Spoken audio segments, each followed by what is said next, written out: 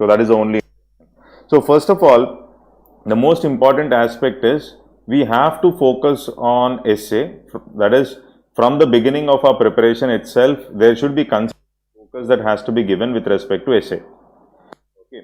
So why? Because it is almost optional, as I've mentioned, and getting 150, 160 is possible in essay. So therefore, we have to consistently practice essay. This is something which we have to keep in mind.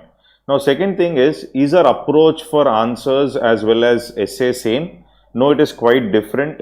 In essay, we can show our skill and talent. So that is only possible as far as essay is concerned.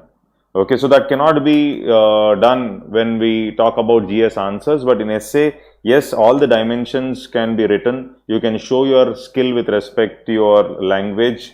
Okay, and we can also show coherence or activity with respect to our essay. So all these skills can be easily displayed when it comes to essay writing. Okay, so few suggestions which I wanted to give whenever I discuss essay.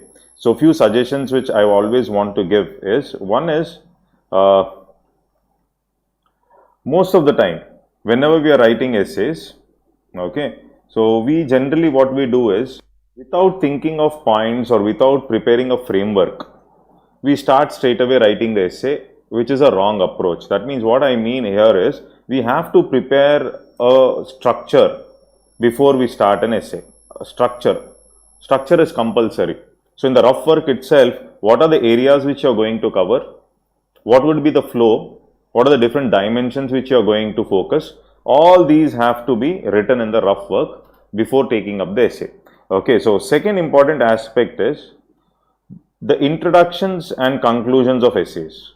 Introduction and conclusion of essay. So I always used to discuss saying that, see, these introductions which we are writing in essay can be a little different, in the sense like some people start with anecdotes, some people come up with a storyline, okay, or you come up with explaining a movie. Whatever it is, the topic has to be indirectly explained as far as our essay is concerned.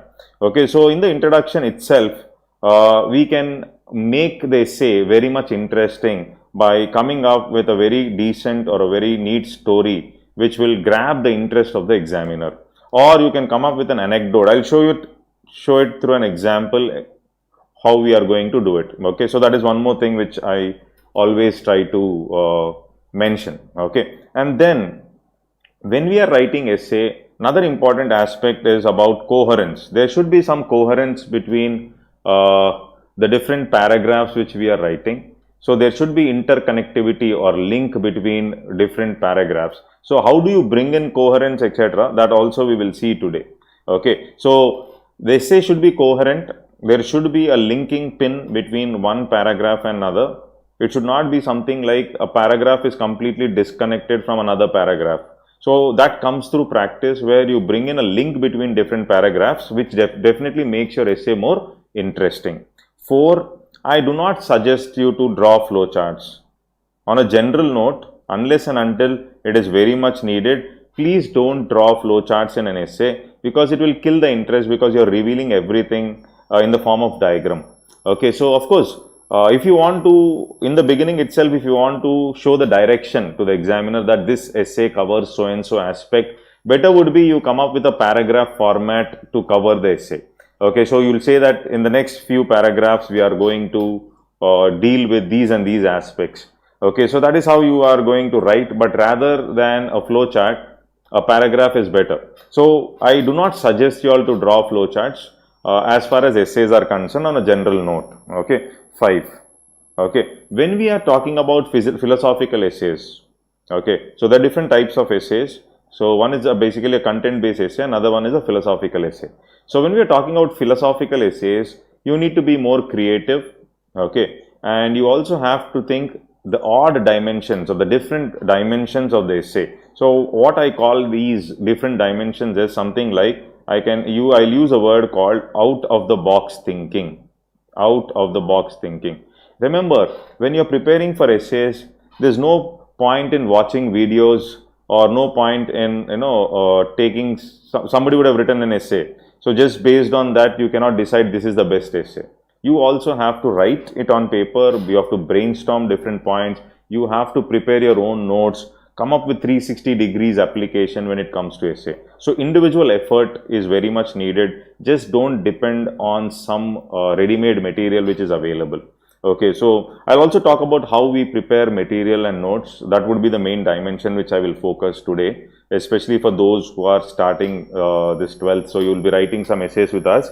So we have to see like what are the different areas you prepare notes. So continuously you have to check the previous question papers, what are the types of essays they are asking. So if I prepare a content on a particular area, for example health, so how do we bring in different dimensions to health?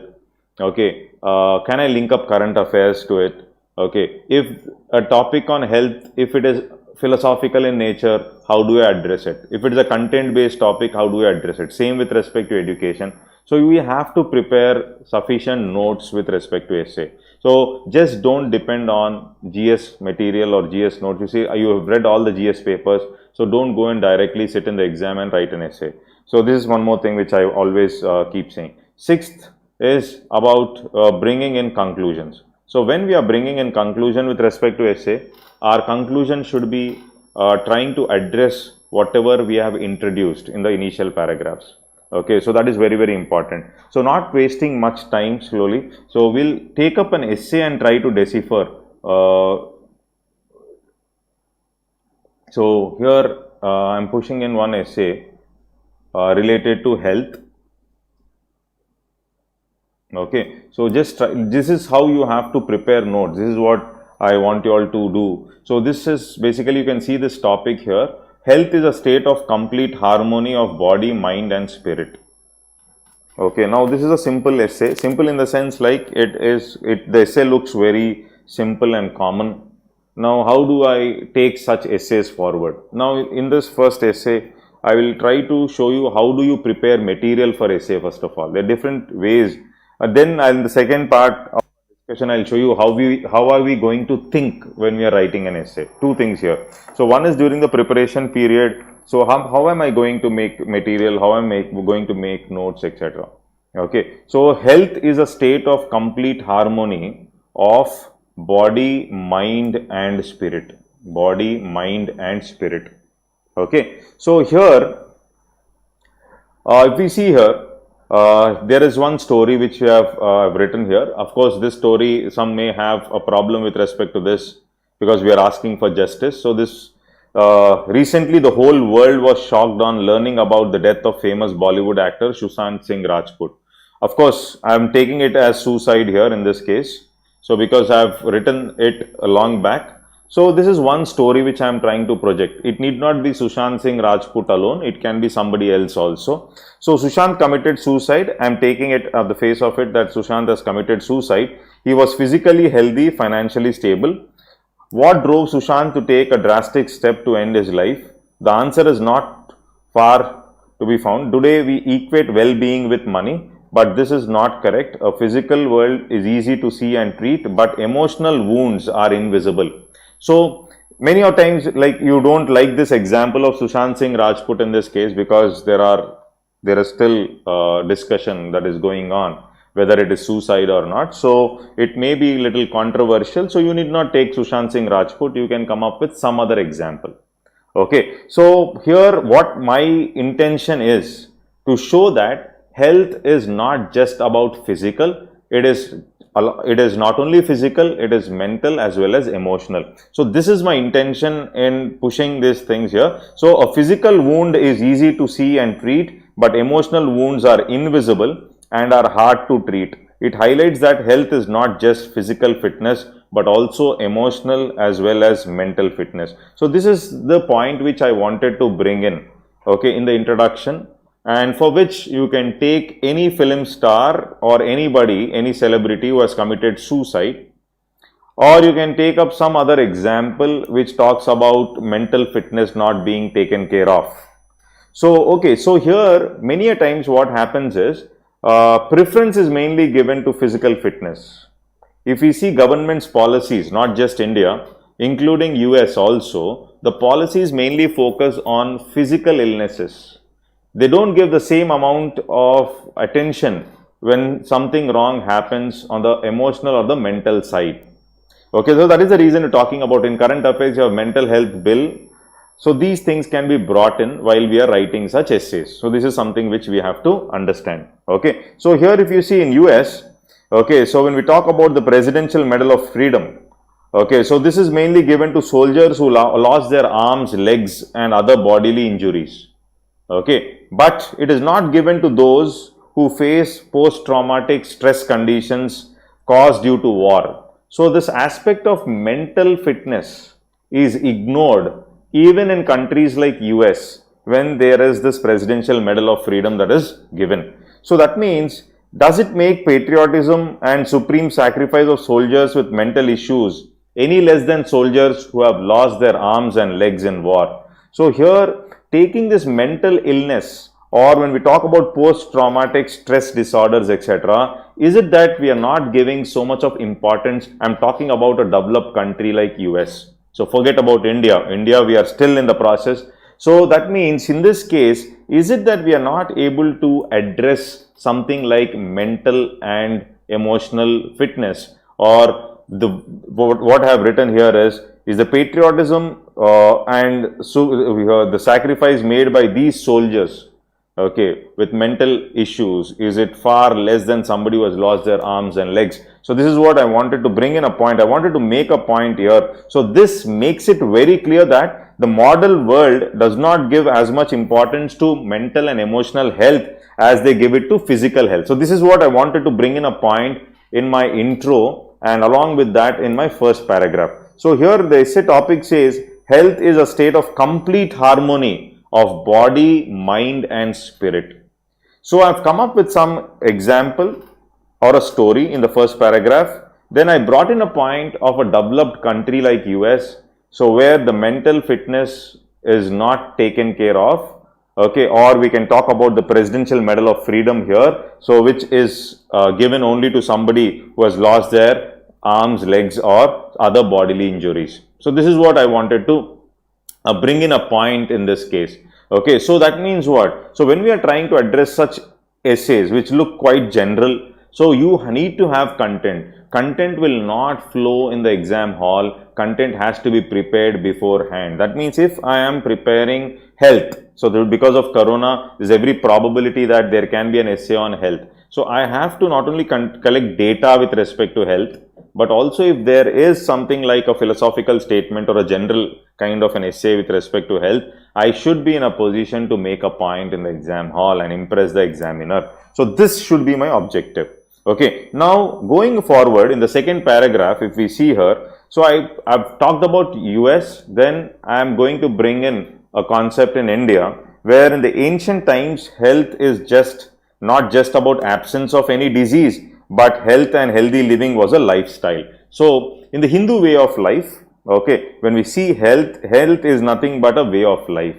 And many a times we see that there is this distinction, okay, of brahmacharya or grihastha or vanaprastha and sannyasa, where there is this division that has been clearly done, okay, where there has to be a distinct division which brings in a balance in the olden days. So this clearly shows that emphasis was given to physical, mental as well as emotional aspects of health. Okay, so then I go ahead in defining the parameters or indicators that define the physical health. So the parameters or indicators of the physical health can be something like, here I have written something like, you can see, so when we're talking about body mass index or something like the bone strength or muscles, etc. So low fat, good eyesight, etc. And then you can also talk about the factors that may affect the physical health. So the different factors that are going to affect the physical health are, one is we have the genetic conditions. Okay, so poor development of bones, etc. Or we have juvenile diabetes, etc. Or we have diseases like polio, viral diseases, etc. And we also have problems of lifestyle choices, where we have this sedentary lifestyle or lack of sports in school, etc., etc., or culture of fast food, etc. So this is what I'm trying to do. So step by step in the next paragraph for this general essay, the general kind of a statement, I brought in the problems or issues of physical health or what are the factors that are going to affect the physical health. Okay, and then you can also talk about the effects of the physical health can lead to fatigue, lack of control of body parts, okay, or you're unfit for certain jobs, etc. So this is I'm trying to cover an aspect related to physical health specifically, and the importance of physical health can also be covered in this paragraph, where I can talk about what is the problem like, importance of physical health, especially if you can take stress or you're working in strenuous conditions, etc. Okay, so if you have to do things independently, okay, so all that needs something like the physical health. So here another aspect or a dimension which I've covered is this aspect of physical health. Okay, then comes in how do you improve physical health. So it should be a order which we are trying to follow. Okay, so otherwise for those essays which are not purely content based, bringing in coherence becomes very difficult. So how do we bring in coherence is basically you have to bring that connecting link. So I have to have an order. So first I've talked about a story that there is an importance. Health is not just physical, it's mental and emotional. Here we have written Sushant Singh Rajput. Then we have talked about a scenario in US. Then we shifted back to India, talking about the distinction with respect to the sannyasa, vanaprastha, etc. And then we have entered into talking about in olden days how health has been balanced. And then we have started talking about the physical health. In physical health, we mentioned like what are the factors, then how physical health is affected. Then we have talked about the importance of physical health. Okay, so then you can also mention, you can also talk about how to improve physical health, etc. So we have something like we can mention something like exercise, etc., vegetables, diet which has fiber foods, etc. All that is basically here. The focus is on maintenance of physical health. Okay, then coming to mental health. Okay, so in the fourth paragraph, so when we talk about a good mental health, it also has to focus on good memory, analyzing capacity, or ease to put forward our opinion, okay, or body-mind coordination, etc. So how do we bring it? Example, playing cricket, football, okay, or we are talking about innovation, inventions, etc. So unless and until we have mental health, all these things are not possible. So these are certain indicators which are talking about something like a good mental health. Okay, and again poor mental health can be because of again genetic factors as well as lifestyle issues. So it can be dementia, autism, etc. when talking about genetic factors. And then again lifestyle issues can be something like you're not taking brain healthy foods, etc. So the food less on nutrition, etc. can also create problems. Okay, so there is a clear cut effect of poor mental health. Okay, so basically poor performance in studies, unable to concentrate on things for longer time. Okay, so you also have to depend on others, etc. So all this is basically talking about effects of poor mental health. Okay, so this is something like effects of poor mental health, and then we come up with how do you improve the mental health. Okay, so this is the structure which I am trying to form here. It's not a pure essay which I have written. I have written a synopsis kind of thing here, where you have talked about physical health, different dimensions, the effects, and how do you improve it. Then we are talking about mental health, okay, and the effects of the effects of improper mental health, how do you improve mental health, okay, and then comes in emotional health.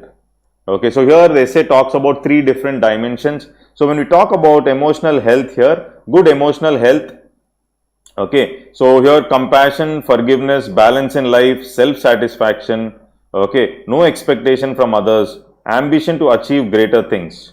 This is what I have written. So good emotional health. Okay, so I have written few things here.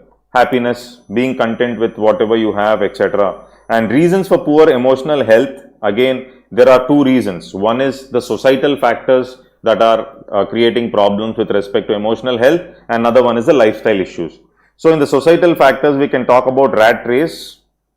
Okay, because of economic well-being, basically you're trying to compete. Okay, you're in the rat race.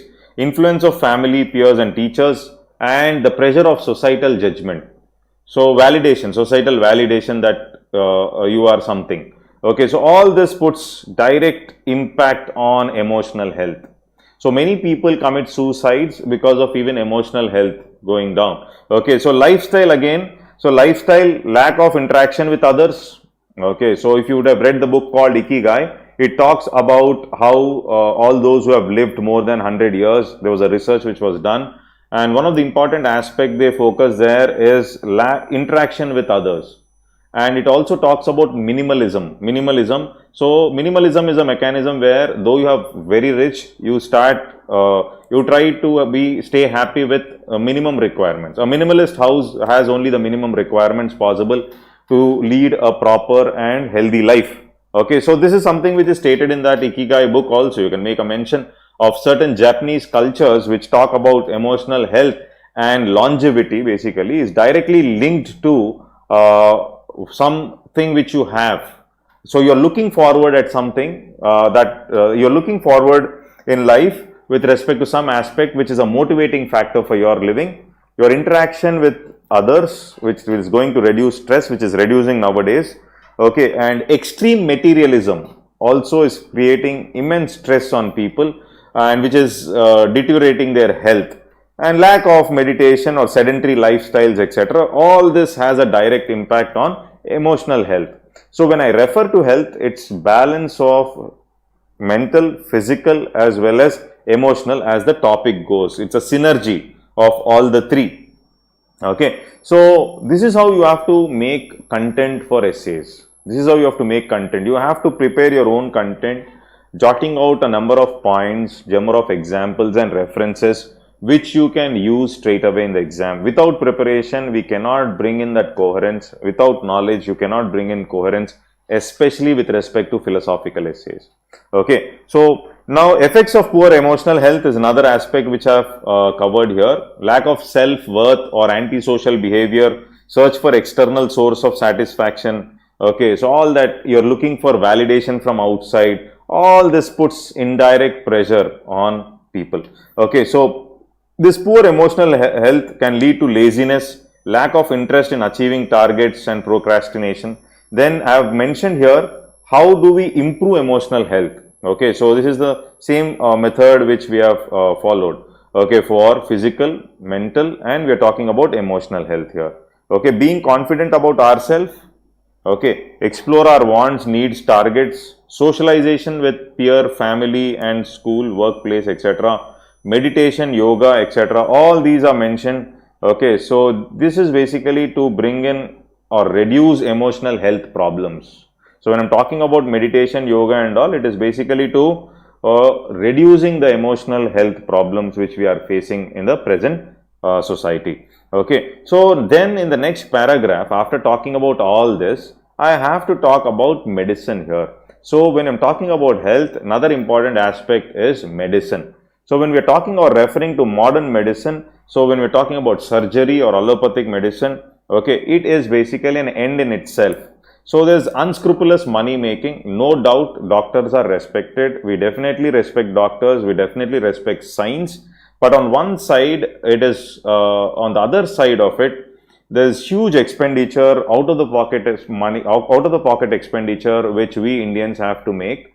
Okay, and there is a lot of one size fits all kind of medication which is followed in the medical stream. So this is something which we have to talk about, and it's not just about physical. So today what we have to observe is, with the development of medicine, diseases and infirmity are also mostly like non-communicable diseases. Most of the diseases which we find around us, people are dying more with respect to non-communicable diseases rather than communicable diseases. So this is something which we all know in the recent health policies. So in the non-communicable diseases again, okay, so especially diabetes, obesity and cancer, etc. Okay, so we need something like healthy lifestyle that focuses on all three types of health. So it's not just about the physical health. You can handle these only when there is a balance between physical, mental and emotional. Okay, so here in the olden days, there was a system which was personalized medication in Ayurveda based on the body types. Okay, so based on the body types, medicines were prescribed. So that is the reason that there should be an integration between modern science and traditional medicine. Okay, if we have to balance physical, mental and emotional health, there should be this combination which we have to bring in, or integration of something like the modern medicine, traditional medicine, and only then you can bring in something like what we call as physical, a balance between physical, mental and emotional. So this can be achieved by searching the traditional texts, scriptures, etc. So research must be done on various aspects of medicine. So it is about integration of medicine, research plus artificial intelligence that will lead to perfect health systems. Of course, artificial intelligence has already entered the domain of medication. Okay, so integration of medicine systems plus research plus artificial intelligence is what is called as the perfect health system. So if we want to balance all the three, so then I will bring in some knowledge with respect to the government schemes. So we can talk about the medical health bill where there is importance to the mental health, or we can talk about PM Jan Arogya Yojana, which talks about health insurance or health and wellness centers. Now this is factual. So I've entered into factual after so much of discussion. Okay, so we can talk about National Medical Commission Bill, okay, PM Jan Aushadhi Yojana, or we can talk about Indian Traditional Knowledge Digital Library, so which focuses on digitalization of traditional knowledge, or we have the mega pharmaceutical parks, and we have the Ayush Ministry for development of alternative medicine system. Now this is factual. Now this has to be prepared in the notes. So how do I bring in that balance is the next thing. So how will I bring in balance and what government is doing? So there are some schemes from current affairs which we have to bring in. So whether it is the Indian Traditional Knowledge Digital Library or the Ayush Ministry focusing on development of alternative medicines, or we have the mega pharmaceutical parks or National Medical Commission Bill or the recent medical health bills which is under continuous discussion. So all these have to be brought in and in our essay. And now this essay, which looks to be philosophical, I started taking into a content-based essay. So you can't from the beginning start off writing content for such essays and make the essay boring. So slowly bringing in facts. From here, I started bringing in facts here. Okay, so these are all the steps which we have to take in the right direction to create universal access to health systems at affordable price. So that's very, very important in the current scenario also. So you will bring in the present scenario in the wake of COVID and how the health systems have to work and the role of government in bringing in that integration. Okay, so this would be another current aspect which we have to bring in along with these bills or Ayush Ministry programs which we are talking here. It's very, very important. Okay, so in addition to this, steps are also being taken to improve lifestyles. Okay, so we have these eating right campaigns, Khelo India, Swachh Bharat, midday meal schemes, etc. Okay, so we have we have these schemes and these programs, okay, which to improve lifestyles. So this is again content which you have to prepare with respect to health. Whenever the topic is on health, you have to have these in your synopsis or in your notes. Okay, so one is the philosophical ideas, another one is the programs, schemes, and things which the government is implementing in the recent past. So all these are very important. Okay, so still there is a lot of steps to be taken. That means we have to go ahead with a giant leap when it comes to health, and we know that our health systems are very bad in comparison to other BRICS countries. Okay, so increasing spending on health has to be done, especially when we talk about contribution of health to GDP from hardly 1.2% of GDP to 3%. So which is a very critical aspect which India has to focus on. Okay, so mobile hospitals to rural areas is one more aspect. Okay, and doctor to patient ratios, especially when we talk about the rural areas. Okay, so where you have to bring in awareness also. Okay, then integration of artificial intelligence with medicine systems in terms of diagnosis, etc. So to bring in more objectivity with respect to medication. So this is another aspect which we have to talk about. Okay, and rigorous standards for schools and educational institutions. Okay, so this is very, very important. Okay, so there should be a clear-cut demarcation with respect to the standards for schools and educational institutions, especially when I'm talking about medicine as a course. Okay, so these are the things which we have to focus on. Okay, so increase the associated with profession of psychologist and psychiatrist. Okay, so here basically my focus is on not just on physical health, but we have to focus on mental and emotional health.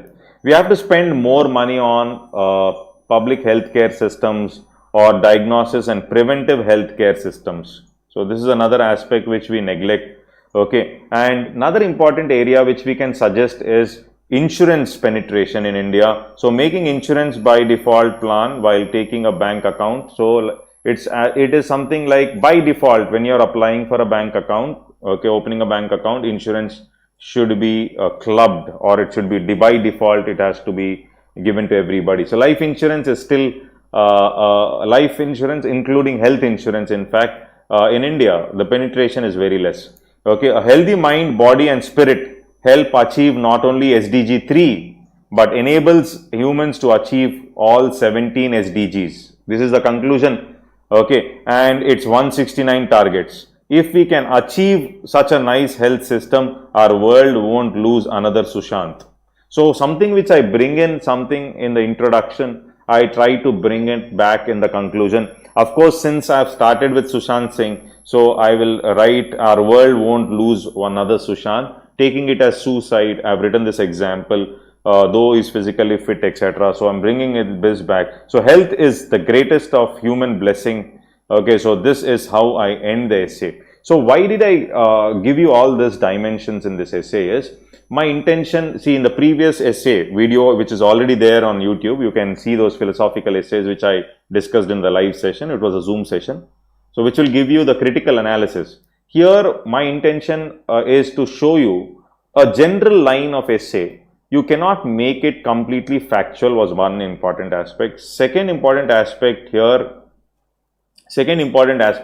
is we have to also add facts and figures and schemes of the government, current things which government is focusing. All this has to be prepared and pushed in one notebook which you are going to revise before the exam. So this is one more suggestion which I wanted to give you all. Okay, I hope the way you prepare, this is the way you have to prepare notes for these essays. Okay, so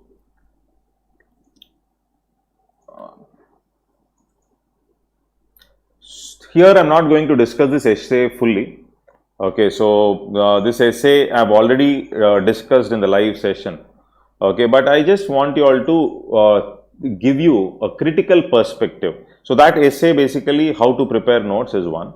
Now this essay will show you how do you bring in a critical dimension to philosophical essays.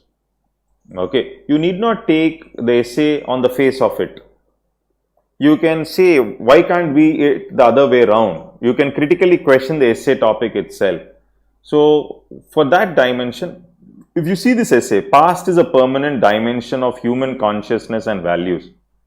Okay, so past is a permanent dimension. This is a previous UPSC essay.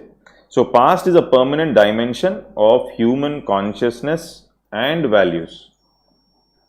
Okay, so the critical aspect here is it that past is always a permanent dimension of human consciousness and values?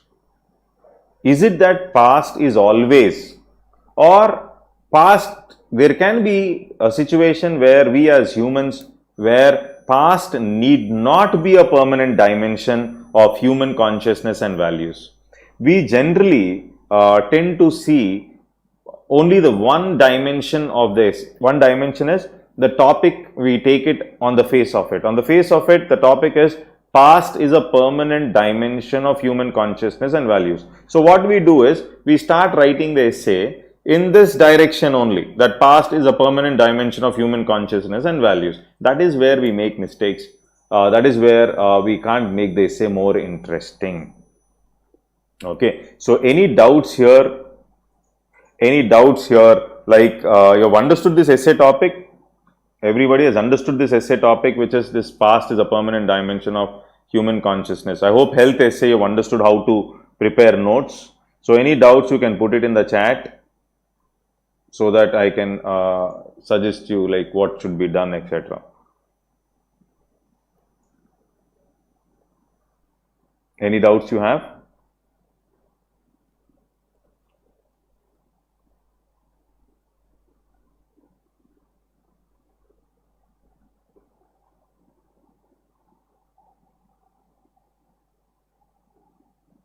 Okay, so this essay which is already discussed, so therefore I am not going to discuss the whole essay, but I want to show you one dimension which is something like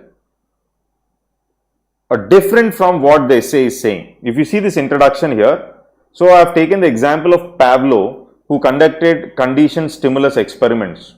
So a bell was rung and then food is given to a dog. We all know this experiment, okay, Pavlov's experiment. So this was repeated a number of times. Later he just rang the bell but didn't give food, but food was not given, but the dog started salivating. So this example or experiment clearly makes it clear that the past experiences influence our response to a stimulus.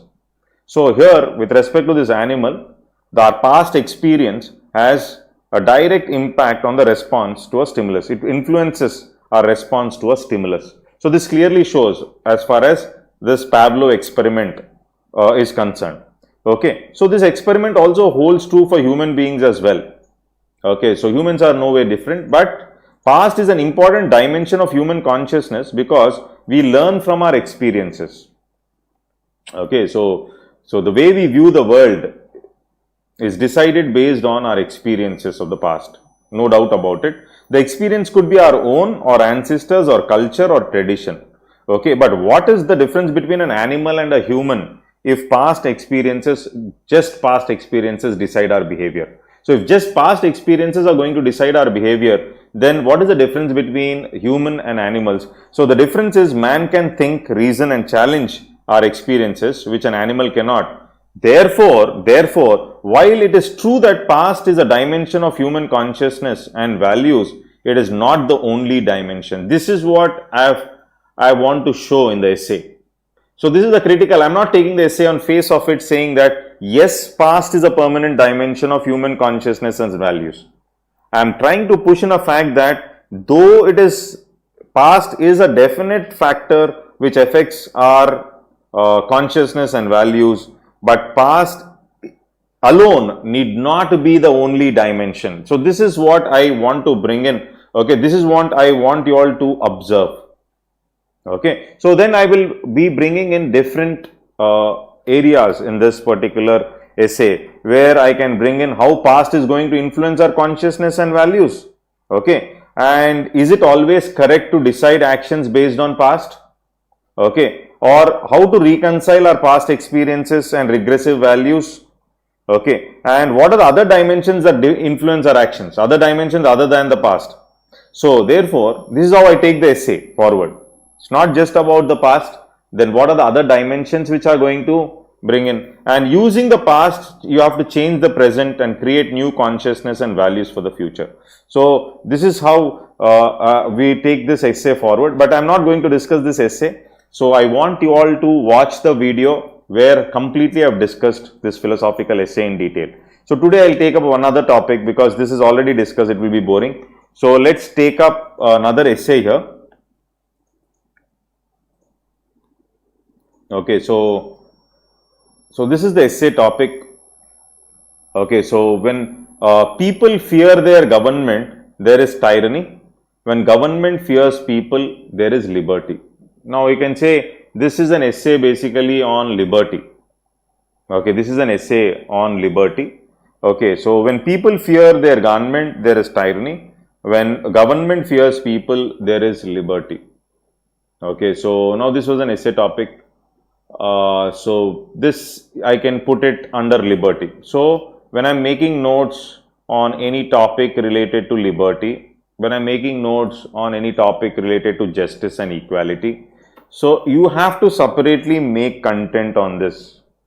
Okay, so few students may be voracious readers and so they can bring in points instantly. So that is okay, but it's not possible for everybody. So those who are preparing for civil services, reading newspapers now just for the sake of exam, never read anything other than the school books. So such students, basically you have to prepare notes and material for everything possible. Okay, so here I'm reading the essay back again. I want you all to think of some example or some incident where you correlate with respect to this topic. Okay, so liberty is something which is a fact which is deriving the strength. When we talk about polity or the political systems, this aspect of liberty talks about something like, yes, the voter knows everything and voter decides who, and that means whatever the voter decides is right. Okay, so this right to vote comes up from this concept of liberty when it comes to political system. When it comes to economic system also, when we talk about liberty, okay, so the free markets or the capitalism or the free market systems derive this logic from liberty only. It says the customer is the king. Okay, and in the philosophical aspect nowadays, yes, you have to follow your heart because you know what is needed for you. This also is driven from the concept of liberty. To make this liberty exist, we have framed our policies, we have come up with systems, we have come up with government. All this has been done to make ourselves happy, and this aspect of liberty stays. Okay, but in the present conditions, as several philosophers and thinkers have said, okay, so we have created an aspect called government. We have given them power so that we stay more happy. But this entity called government or institution which we have created is acting like a leviathan, or it is eating their own masters. That is the people who have given powers to the, so it is something like people have given power to the government so that people will be happy, so that people rights and liberty are protected.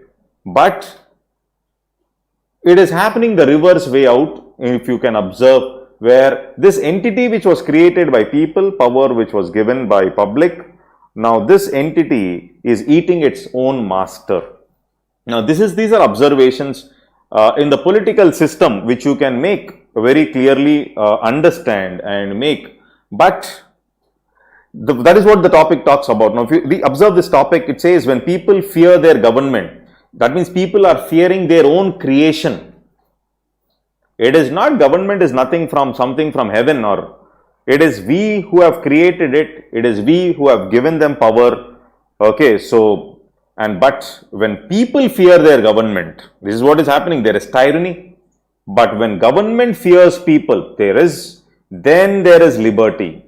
Now, this is how you have to take it. So, you have to think from different dimensions here. So, one introduction can be liberty as a concept is not new. In the past few centuries, the aspects of the political system, especially democracy, when we talk about, is deriving its strength from liberty, that the voter is the final judge. Even the economic fundamentals like the market systems also derive their power or strength from this aspect of liberty, where you are saying that the customer is king. This is how you can start. Or here, an example I have written here.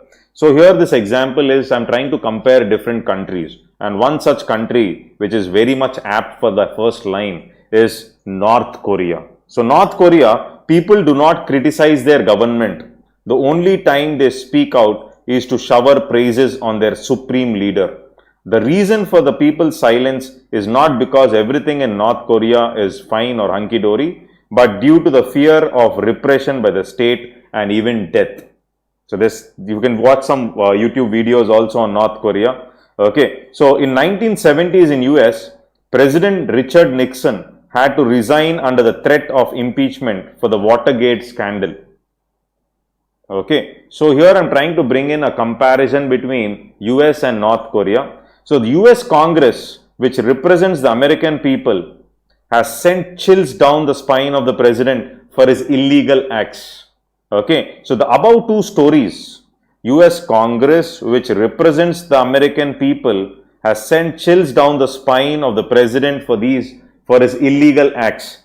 Now, the above two stories illustrate that when there is tyranny, people fear their government, and when there is liberty, government fears people. Okay, so in line with the essay topic, if you want to write a story, your story should cover both the aspects. That is the first part, when people fear their government, there is tyranny. And the second part, when government fears people, there is liberty. So both these aspects have to be addressed in the first paragraph. Okay, so this is a story which talks about both. So in the beginning, the only rule in existence was hunt or be hunted. So we all know as Homo sapiens how we have evolved to this level today where you are dominating every creature on this earth. Okay, so this led to unimaginable evidence with humans with fighting among themselves. Everyone was free to do as they pleased. Okay, but the nature has tilted this balance in favor of physically fit personalities over others. So, is it liberty or is it chaos? So, this is what we have to understand. So, when we are talking of survival of the fittest and when you're trying to trace our history, so this survival of the fittest, is it defined on the basis of liberty or is it defined on the basis of chaos? So the answer is obviously chaos, unequivocally chaos here. So the people come to an understanding to give up their freedoms to a certain extent for a rule-based order. So here we are trying to give up our freedom to a certain extent to come up for a rule-based order in exchange for stability in life. So we all want to have stability in life, okay, and therefore we have sacrificed something called as freedom and we have come up with certain understanding, okay, for bringing in stability in life. So a leader or king was chosen to enforce the rule book on people. To make the king's claim strong, religious sanctions were also given. So this is the basis of social contract between the government and the governed. So this is the basis. This is the basis. This is how. So, and we can say there was a lot of anarchy, and we as Homo sapiens, how the way we evolved from our history, okay, without any order. So we wanted to bring in that order, okay, in exchange we wanted to sacrifice our freedoms to some exchange, freedom to bring in some stability in life, in exchange to stability in life. Okay, so this is something which you have to, and in this exchange, this is how you brought in, this logic is the basis of social contract between the government and the governed. So this is a point which you have to have brought in the second paragraph. Okay, so obviously stability is needed and essential, okay, but to enjoy his liberty, obviously stability is needed. So liberty is the freedom to develop oneself to a maximum extent. So liberty enables a person to enjoy social life, okay, creative faculties to invent new things, okay, etc., etc. Okay, so all these would be possible only when man is not at war. Okay, so in peace, animal instincts are replaced by reason, logic, and love. Okay, so but the king who was elected, chosen to hold the people accountable, rejected to hold himself accountable. Now, this is the problem which developed. Okay, so the king who was elected, chosen to hold the people accountable, rejected to hold himself accountable. So he claimed that he is the son of the god or god on earth. Slowly, the protector of people transformed into a predator. Now, this is what I was talking about, a Leviathan, etc. So, in his attempt to hold power and aggrandize himself to more control over people, okay, so this is how this aspect of control and tyranny has come into picture. Okay, so the king was a despot irrespective of the part of the world. So he committed unspeakable atrocities against people. So this is the next part of it here which we are talking about. Okay, so after continuous efforts, people succeeded. In 1215 AD, King John of England was forced to sign the Magna Carta. So this is something from the history. So it is a historical document which opened the gates for democratic accountability vis-a-vis the king. So, though you brought in this king, gave him powers to bring in stability, okay, the aspect has gone completely reverse where the liberty started dancing to the tunes of the king. So, this is what we have written here. Now, after a lot of efforts and continuous failures, okay, for the first time in 1215 AD, the King John of England was forced to sign the Magna Carta. So, this is how you try to bring in that balance. So, the next 500 years in the history, the next 500, is the voice clear? Check.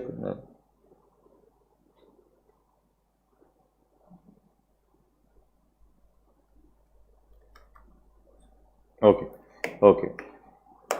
So Radhika has written, instead of using a story, we can use any quotes. Yes, definitely you can use a quote. Okay, so the problem with the quotes is we try to mug up some 200 to 300 quotes and we start trying to start our essay with a quote. Okay, so the problem is, yes, if the quote is apt as far as the essay is concerned, it's good.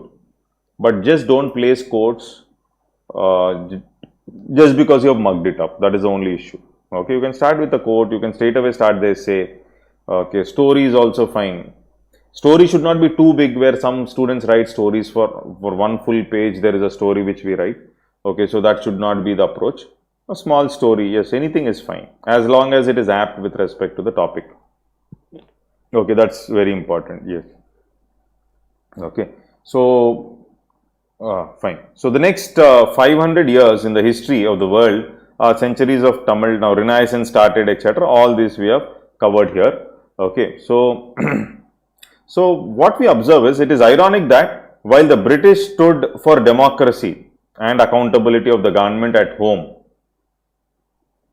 okay, at home they stood for something like democracy and accountability, but they actively tried to suppress such movements for freedoms and liberties elsewhere. This is what India had to experience. The Americans were inspired by the thoughts of John Locke, Edmund Burke, etc. Okay, so they came together to fight for their rights and brought out the Declaration of Independence. Life, liberty, and pursuit of happiness were inalienable rights for which the Americans were willing to lay down their lives. So here I'm trying to talk about Americans who fought for the rights here. Okay, so it is these struggles which inspired colonial countries to fight for their own emancipation and to grant to themselves life, liberty, equality. Okay, so if you observe whether it is Right to Information Act or the Citizen Charters, all of them have come after liberalization because they have opened up our minds. We got the information of other countries, how governance has to be explained to everybody. Everybody has the right to know what is happening in the government. This is the whole logic of right to information. This is the whole logic of citizen charters, especially when we talk about UK. So when we observed them, we understood that so these liberal aspects and part and parcel of their governance mechanisms, which is not the case in India. So that is the reason you observe all these things coming up after 1990s only, 1991, when we opened up. Okay, we also opened up, we tried to observe what is happening around us. So it governance earlier, if you see, when Nehruji came in with implementation of policies, there's a lot of difference between how Nehruji and Gandhiji. So Gandhiji always believed in masses. But Nehruji's logic was always, he said, he believed in bureaucracy and technocrats. Okay, so Gandhiji believed in masses, Nehruji believed in bureaucracy and technocrats. Okay, so Nehruji was always saying that the governance is so very complex that the common man cannot understand. Now, of course, he may be right to some extent, but the whole logic is everybody has, the common man has every right to know what is happening in the governance systems. You cannot hide things completely out from the subjects. Now, this is something which we started fighting for after 1991. We're talking about citizen charters, we are talking about Right to Information Act and all this.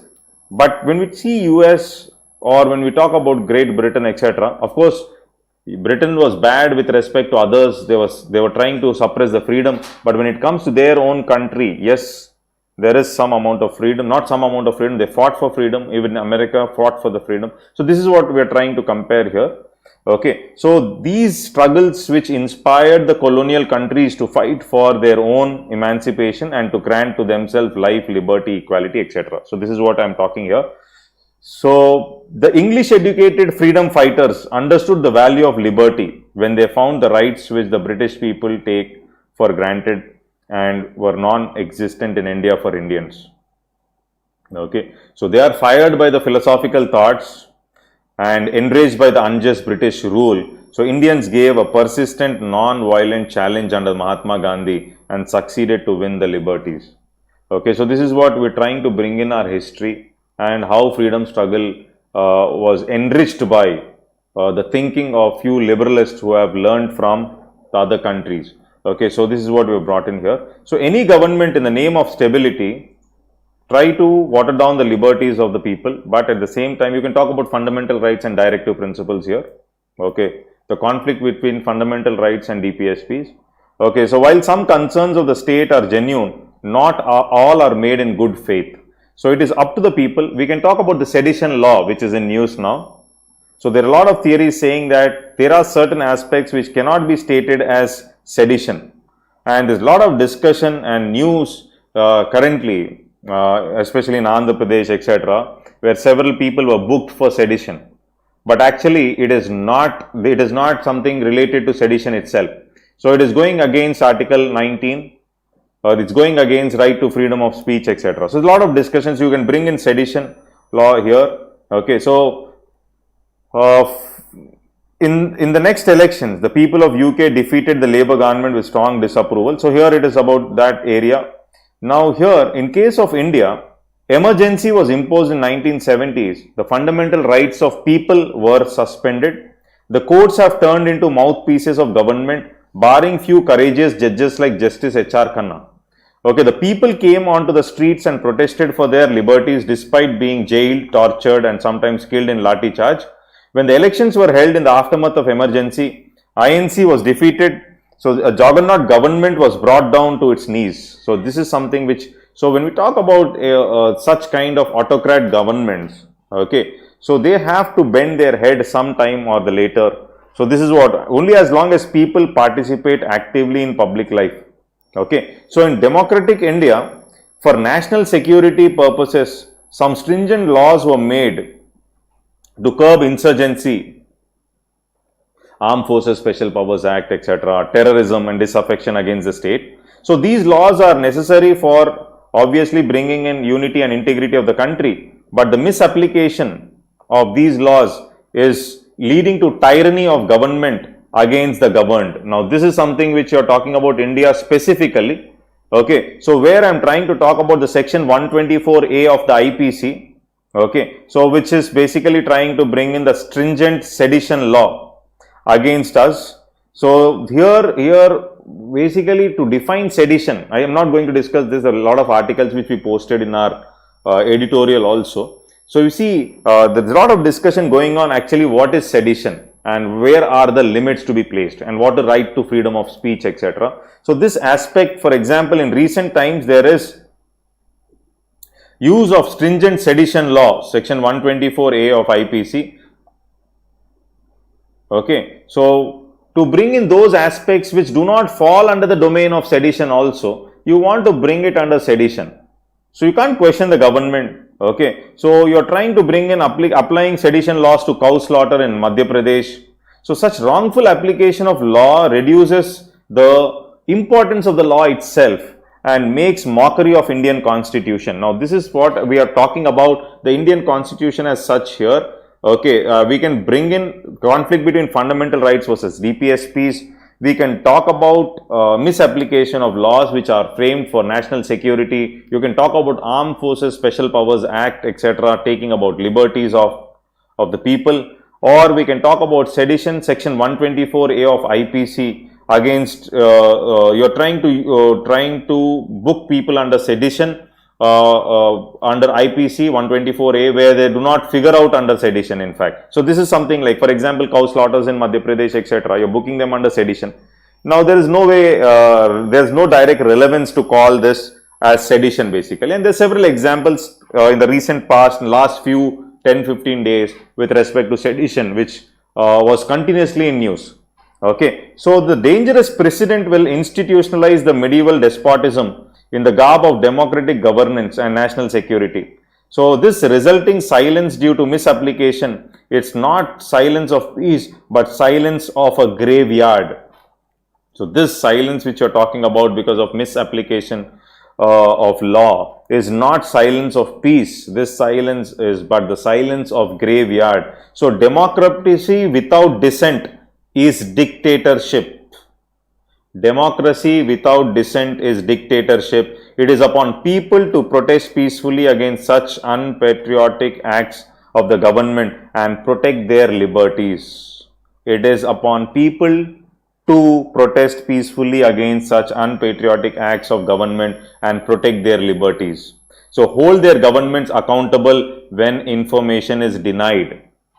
So this is something how you take things forward. Okay. So the recent religious conversion laws have shifted the burden of proof onto the accused, who have to prove that religious conversion was not done for the sake of marriage and that religious conversion is a bona fide. So such laws, when applied in a prejudicial manner, will spell a death knell to the freedom to marry anyone and the right to freedom of conscience. So people will be forced to fear for loving someone outside their religion. So how can we expect that unity and integrity will be strengthened in the face of laws that pose a challenge to these ideas? Okay. So Supreme Court of India had held that right to life includes not just animal living or animate being. It is all those freedoms that makes life meaningful. So liberty to think, liberty to express, liberty to move, question, association are intrinsic in making our life meaningful. Are intrinsic to making our life meaningful. So the recent use of contempt of court laws on cartoonists and comedians shows the fragility of institutions to criticism. Institutions do not want to be criticized, then where is the liberty to think and express and question? So this is something which we have to mention. There is nothing wrong. Don't think that you are hitting the government. So here Supreme Court has held that right to life includes not just animate living, but also those freedoms that make life meaningful. So today a lot of data of citizens is in the public domain. Now tomorrow, liberty and fight is not just alone with the government. Your liberty is lost because of data privacy. Your liberty is lost because of big data. Your liberty is lost because of big data. This is a threat, and here it is basically about artificial intelligence. Your liberty is lost. You depend on algorithms for decision making. You don't use your own brain and thought process anymore. Example, Google. Okay, so you decide, Google will decide things for you. It's not your decision. It's Google which is deciding. Okay, so this is something which even Netflix, Amazon, etc. Okay, so tomorrow algorithms are run. Okay, so your facial expressions will be observed, your eyelids will be observed, based on which data is collected, based on which products will be sold to you. So everything, so tomorrow the bigger danger is not about government. The bigger danger that is yet to come in future is losing liberty to another entity, which is big data, which is artificial intelligence, Okay, so we already lost our privacy. Now several things are closely monitored. So this is the next danger. That means what the future is going to be in the era of big data and artificial intelligence. So this would be a future outlook which you have to talk about in this essay. So it's not just about the government. Okay, so in the end, we also have to bring in another entity which is a monster bigger than the government. So that is artificial intelligence. Okay, so the government collects a huge amount of personal data. In the absence of data protection law, the privacy of citizens is at peril. So this is all there. Now conflict, you can know about the new IT Act rules which the government has brought in recently, where you talk about WhatsApp, etc. So WhatsApp says we cannot give you the data because the encryption is going to be lost. They've gone to the court. They're saying that national security is important on one side. On the other side, WhatsApp says, yes, these social media sites, they're saying, so the main aspect of encryption or keeping data secret is going to be lost if we reveal these details to the government. Now, this conflict is going on in the last few months with respect to the social networking sites. Okay, this is again, you can talk about liberty, and you can bring in this current affairs in this discussion. So the privacy of citizens is at peril. Besides, misuse of the data collected can lead to profiling of the citizens based on caste, race, religion. Okay, so giving data to government itself, you can talk about it. So, and to the private companies. In the case of government, the collection of data is mandatory, but in the case of private companies, the collection of data is voluntary. So the difference is choice. So the liberty to give or not to give personal information is intrinsic to our existence. So when the freedom is curbed in the age of artificial intelligence, so here you could have written some more about artificial intelligence before this paragraph. It could lead to curbing of thoughts itself unless we as citizens stay constantly vigilant against the chipping of our freedoms and liberties. You don't even understand that your freedom is gone. You're constantly observed by the algorithm. There's nothing like liberty which you can have in the age of artificial intelligence.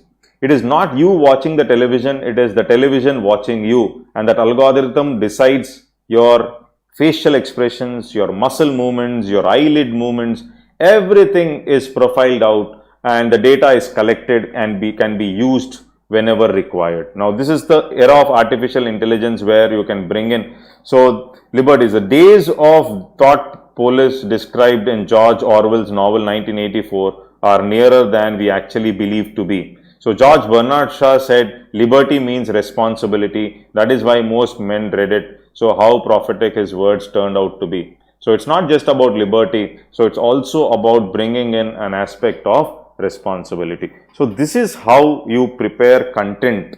So one is you have a good reading habit, then only philosophical essays can be handled well. So philosophical essays definitely need good reading habit. But if we do not have good reading habit, definitely you have to prepare your content. You just can't walk down to the exam hall without having content, please. Okay, so only if you are coming up with rich content, some general books also have to be read. Okay, for some general books. For example, this book I was reading today. So this is about the Sapiens author who has written, Yuval Noah Harari has written 21 lessons for the 21st century. So in this book, basically, you can see that he has written about liberty. Of course, everything about liberty in this book may not be useful, but at the same time, he talks about artificial intelligence, he talks about liberty and how data dictatorships are going to be in the near future.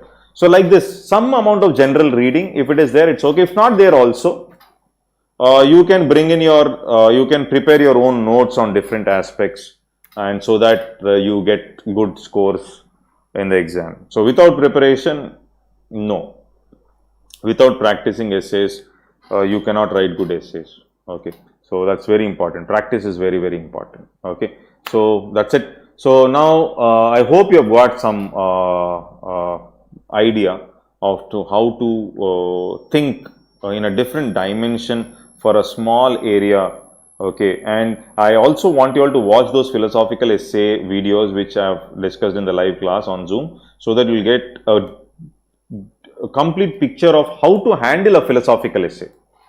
So handling a philosophical essay is quite different from handling a content based essay, and nowadays compulsorily, last time you have to write 2 philosophical essays in the exam. So therefore, it's very important that you have to master this art, and philosophical essay needs some reading. It definitely needs some reading. It needs some thinking. It needs some brainstorming.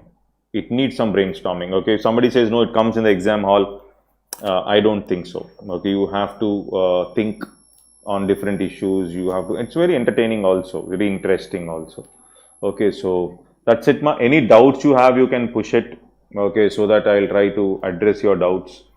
Otherwise, we can wind up the session. So our mentorship program, anyhow, for the students who have already joined, it's starting on 12th. Their exam starts on 12th.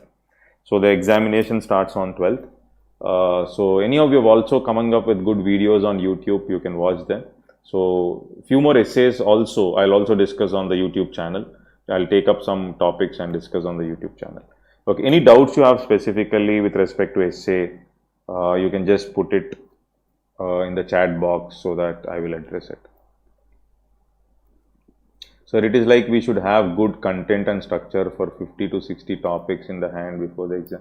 Not 50 to 60 topics, main areas. So I don't say topics. Topics you write, but content you prepare for areas, like education is one area, health is one area, agriculture is one area. Okay, industry. Okay, so like that, success is one area. Like you have these areas, which you keep coming in the exam.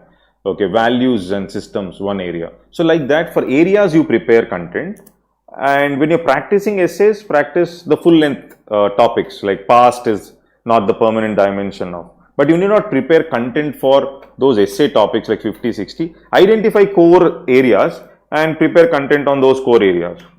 Okay. If education is a philosophical essay, what can be the dimensions? What can be the quotations? What can they ask? You prepare some areas and thought processes.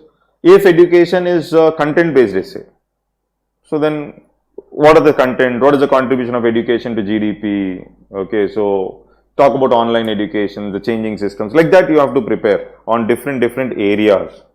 Okay, so yes, Prasad. How can we, Richie? So how can we prepare content is what is the doubt? How can we prepare content is a doubt?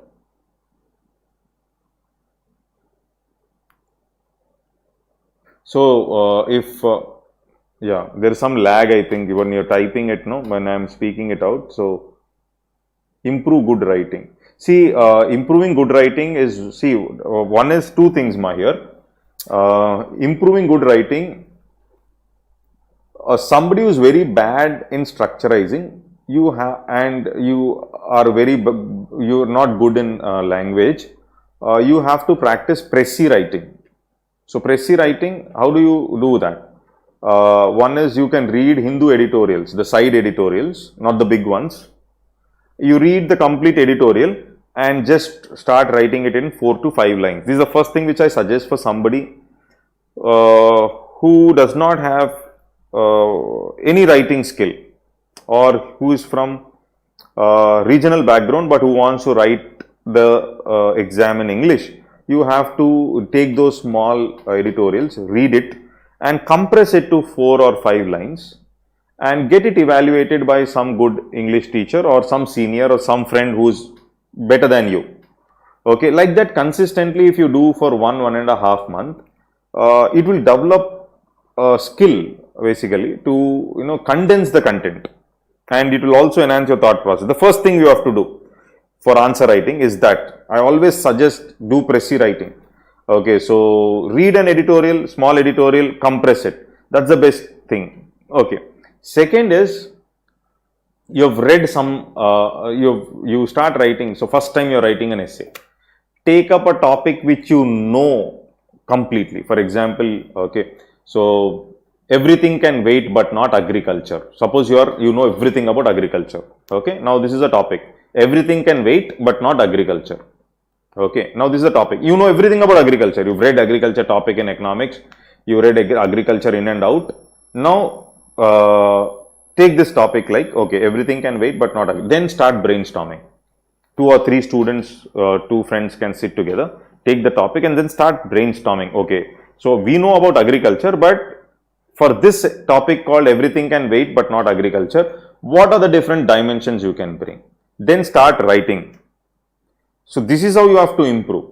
It will not happen, but remember, 1 week you do this, okay, definitely you can see improvement in your writing skill. That is, one is précis writing. Second is this aspect where once you read a topic, you have read some topic in your Indian society, you have read a topic in anthropology, you read about tribal India, you talk about tribal cultures.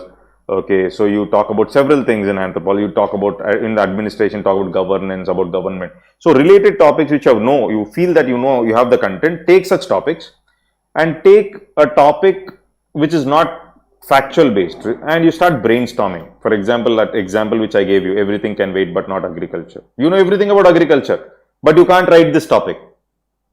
I challenge you that you can't do justice to this topic. In spite of knowing in and out of agriculture, an agriculture student also, you may not be in a position to bring in justice to this topic, the topic which says like everything can wait but not agriculture, because it needs brainstorming. So once you read agriculture, 2 of you or 3 of you, if you don't have friends, you sit and you start jotting down points. Okay, these are the areas which I will write. Don't write this essay. Don't write the essay. Every day, push the structure. And every 9 to 10 days, write 1 essay. I am telling you, if you do this, there is no stopping. There is nothing like you can't do. You have to Okay, so you're bad in English, Pressy writing is the key and get it evaluated by an English teacher or some friend who knows English. 2, you have never practiced essay, this is how you have to do. Okay. Sir, one more question Prasad is asking. Sir, how can we maintain a flow of the essay or connecting para rather than directly going to society? No, never directly go to societal, economic, political. Okay, so here,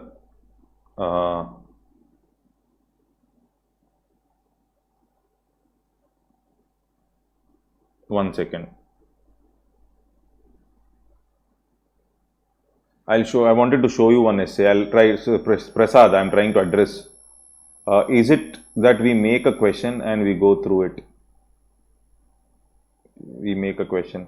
I didn't get you making a question. Okay. Suppose there is this essay. Okay.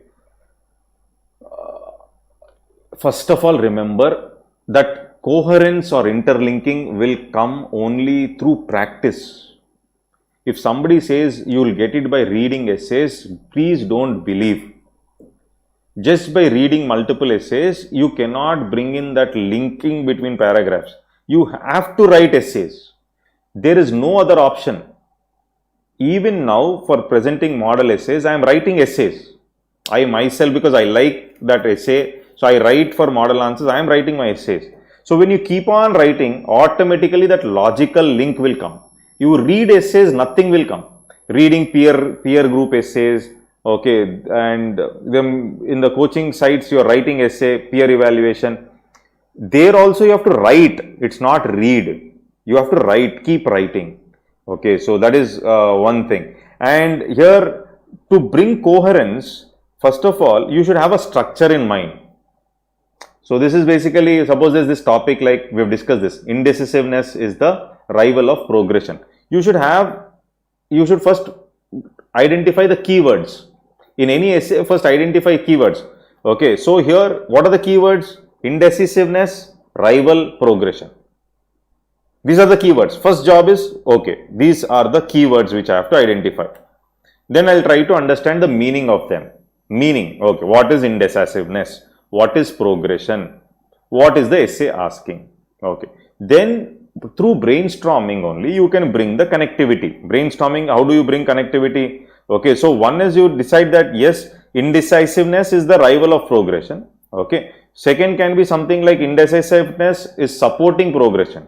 You can also write indecisiveness versus regression also. That means what? If you have the structures in mind, first of all, you bring different components. Don't know where I have written that. Okay.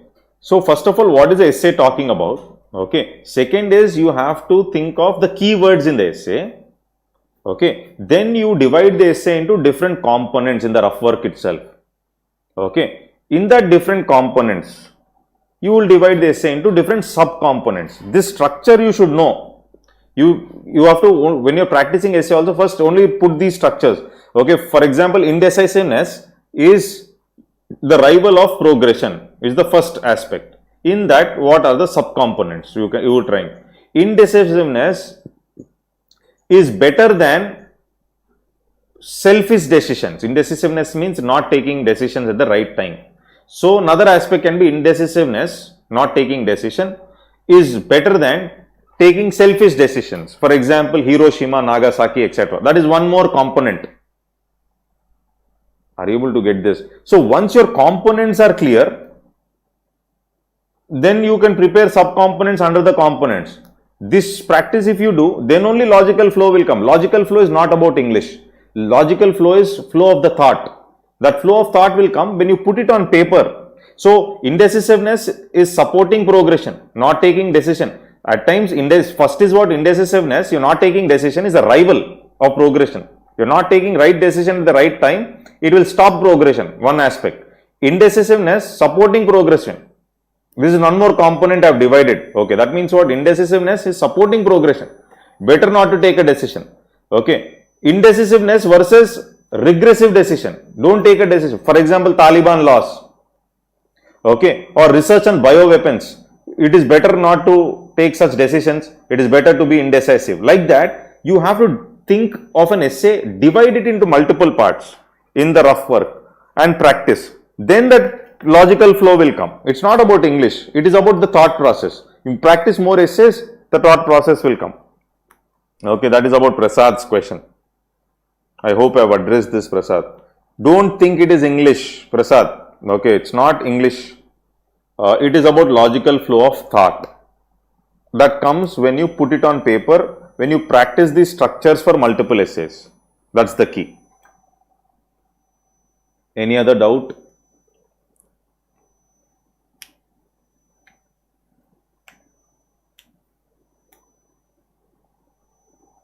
That's all.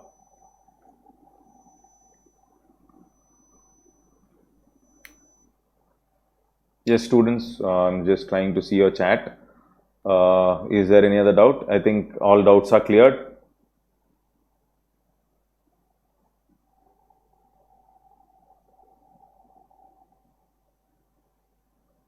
Okay. Is it okay?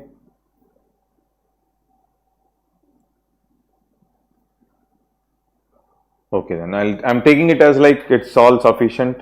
So no issues, like any doubts you have also, you can get in touch with us. You can download our app. In the chat box in the app also you can push your doubts. Okay, so Swayam Shiksha app is there. You can download, you can push your doubts there also. We'll try to address. So, any other sir, in the YouTube videos, we have come up with Sankalpa series, etc. recently. So I myself, I started doing some videos because I could see students losing motivation. Of course, content-based videos our team is doing. So best source, there's no one best source for essay content, no. There's no one best source for essay content. You have to do your research. Don't buy those materials in the market for essay. I think they are, the standard is not good. Okay, so some good books I will suggest later, definitely for philosophical essays. You read some good books and you write, you start brainstorming. So there's nothing like one good book which can give you. So all the material essay writing for UPSC books, don't read such books. I did not find any motivation when I've seen such books. I felt like they are going to push your thought process into a single direction. They'll not make you think. So you think more than that. So for idea, you can take some book for reference, but it's all about your thought, your thinking. Okay, so don't do no one specific good source. So when you're reading newspaper, you're collecting points. When you're reading your GS content, you're collecting points. Okay, so keep in mind at the back of the mind that okay, there is this essay topic. So when you're reading newspaper, when you're reading sedition, when you're reading about the right to freedom or all these aspects which are coming in the newspaper, so you can use it in ethics, you can use it in essay. So this at the back of the mind, how can I use this data should always be there. So that will definitely help you. You're jotting down points and all. That will help you. That is the best source, in fact, like for essay. Okay.